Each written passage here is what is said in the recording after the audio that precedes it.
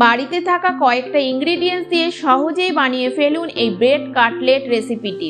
দেখবেন বাড়ির ছোট থেকে বড়রা কতটা মজা করে খাচ্ছে। প্রথমে ব্রেডের স্লাইস নিয়ে জলে ডিপ করে নেব। এবার ভালো করে হাত দিয়ে চেপে চেপে জলটাকে ঝরিয়ে নিতে হবে। এরপর 1 কাপ সেদ্ধ চিকেনের টুকরো নেব। এর মধ্যে একে একে 2টো সেদ্ধ আলু স্ম্যাশড করে দিতে হবে। 1 চামচ জিঞ্জার গার্লিক পেস্ট দেব এবং 2 টেবিল চামচ ক্যাপসিকাম কুচি দিয়ে দেব। এরপর এর মধ্যে হাফ টিস্পুন চিলি ফ্লেক্স দিয়ে দেব।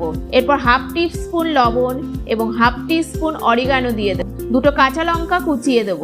এরপর এর মধ্যে 1 টেবিল স্পুন ধনেপাতা কুচি ও হাফ টিস্পুন লেবুর রস মিশিয়ে দেব। এরপর এর মধ্যে জলে ভেজানো পাউরুটিটা দিয়ে দেব। এবার ভালো করে মিশ্রণটাকে চটকে মাখতে হবে এবং মেশানোর সময় মিশ্রণটাকে টাইট করার জন্য 2 টেবিল স্পুন কর্নফ্লাওয়ার দিয়ে দেব। এরপর হাতে ভালো করে তেল মেখে নিয়ে ঠিক এইভাবে শেপ বানাতে হবে। এখানে আপনি আপনার পছন্দ মতন শেপ বানাতে পারেন। এবার একটা বাউলে একটা ডিম ফেটিয়ে নেব।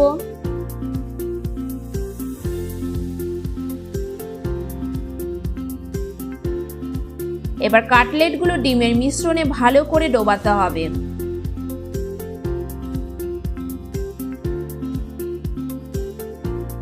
এরপর এর ওপর ব্রেড ক্রাম্বসের কোট লাগাতে হবে এবং একে একে তেলের মধ্যে ছেড়ে দিতে হবে। ওভেনের আঁচ এই সময় মিডিয়াম রাখবো। এবার কাটলেটগুলো ধিমি আঁচে ভাজতে হবে। আগুনের ফ্লেম বাড়ানো যাবে না, তাহলে ভেতরটা কাঁচা থেকে যাবে। কাটলেটগুলো বাইরেটা লাল হয়ে গেলে তখন নামিয়ে নেব।